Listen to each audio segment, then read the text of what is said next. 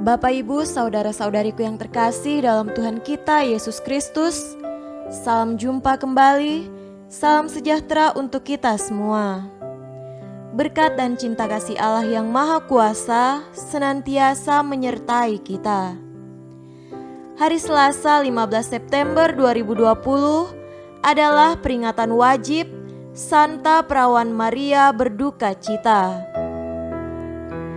Gelar Santa Maria Berduka Cita diberikan kepada Bunda Maria dengan menitik beratkan pada duka cita dan sengsaranya yang kelewat batas selama menjadi ibunda Kristus.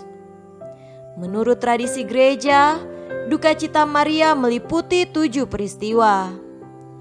7 duka cita tersebut adalah pengungsian keluarga kudus ke Mesir, Yesus yang masih kanak-kanak yang hilang dan diketemukan di bait Allah, nubuat Simeon, Bunda Maria berjumpa dengan Yesus dalam perjalanannya menuju Kalvari, Bunda Maria berdiri di dekat kayu salib ketika Yesus disalibkan, Bunda Maria memangku jenazah Yesus setelah ia diturunkan di kayu salib, dan terakhir ketika Yesus dimakamkan.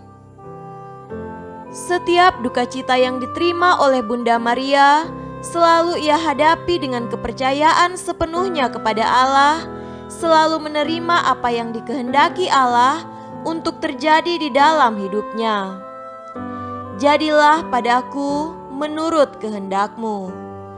Itulah kata-kata yang sangat menyentuh, kata-kata yang menyerahkan segala-galanya pada kehendak Allah, kata-kata yang percaya bahwa kehendak Allah lah yang paling sempurna. Peringatan Santa Perawan Maria Berduka Cita mulai ada sejak abad ke-12. Pada abad ke-14 dan ke-15, peringatan ini mulai tersebar luas di kalangan umat beriman. Pada tahun 1727, Paus Benediktus ke-13 memasukkan peringatan Santa Perawan Maria Berduka Cita pada penanggalan Gereja Katolik yang jatuh pada hari Jumat sebelum Minggu Palma.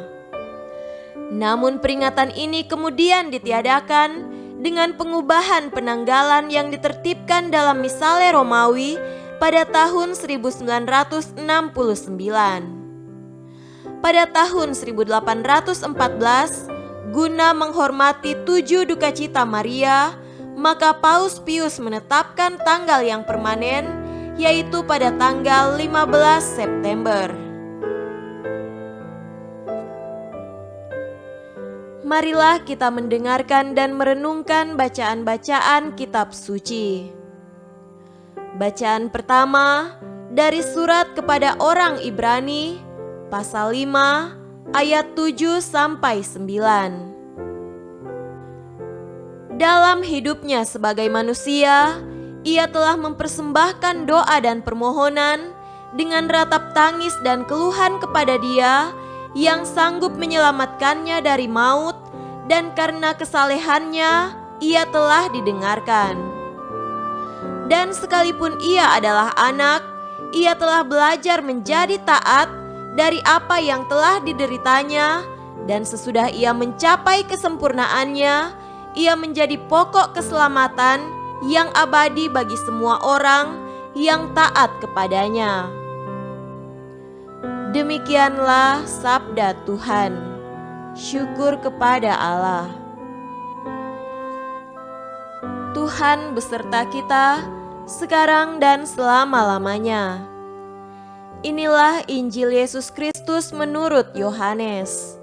Dimuliakanlah Tuhan. Injil Yohanes pasal 19 ayat 25 sampai 27. Dan dekat salib Yesus berdiri ibunya dan saudara ibunya, Maria, istri Kleopas dan Maria Magdalena. Ketika Yesus melihat ibunya dan murid yang dikasihinya di sampingnya, berkatalah ia kepada ibunya, "Ibu, inilah anakmu." Kemudian katanya kepada muridnya, "Inilah ibumu." Dan sejak saat itu murid itu menerima dia di dalam rumahnya. Demikianlah Injil Tuhan. Terpujilah Kristus. Saudara-saudariku yang terkasih dalam Tuhan kita Yesus Kristus, tema renungan kita pada hari ini adalah Santa Perawan Maria berduka cita. Di kaki salib putranya tergantung, Bunda Maria menatap dengan linangan air mata, tanpa bunyi kata, seraya dalam hati muncul suatu tanya, peristiwa ini bermakna apa? Tiba-tiba sang putra berpaling dan berujar, "Ibu, ini anakmu." Dan kepada murid yang dikasihinya ditunjukkan, "Ini ibumu." Mengapa sang putra yang sedang bergulat derita menjelang ajal ini mewariskan kepadaku seluruh murid pengikutnya? Apakah ini beban atau berkat? Dalam keheningan dan kerisauan Golgota bergema, kembali sikap iman Bunda Maria, "Aku ini hamba Tuhan, terjadilah padaku menurut perkataanmu." Saudaraku yang terkasih, benarlah bunyi surat Ibrani ini. Dalam hidupnya sebagai manusia, ia telah mempersembahkan doa dan permohonan dengan ratap tangis dan keluhan kepada Dia yang sanggup menyelamatkannya dari maut, dan karena kesalehannya ia telah didengarkan.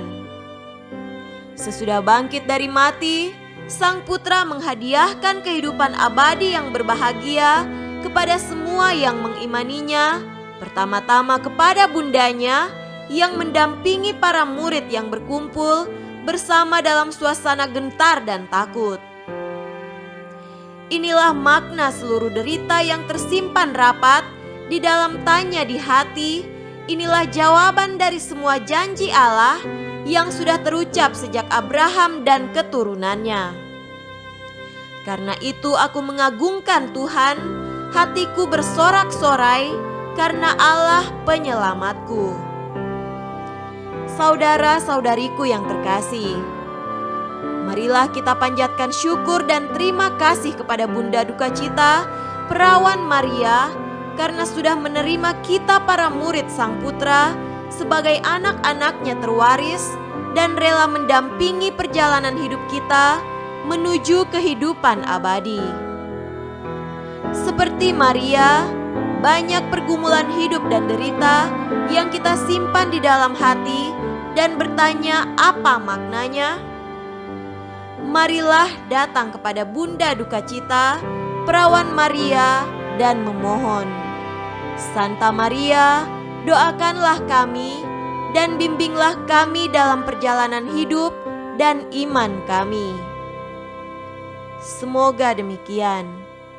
Amin.